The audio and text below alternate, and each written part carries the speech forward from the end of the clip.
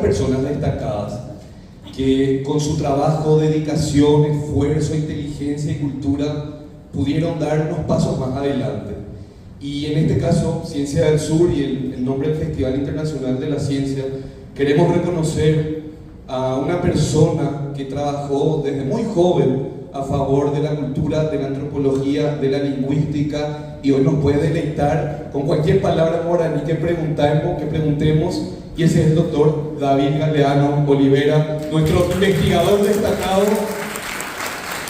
a quien le entregamos el certificado.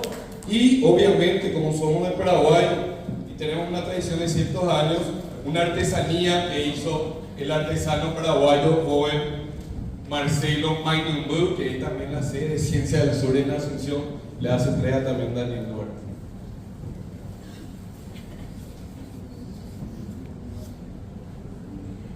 Un aplauso por favor para el doctor David.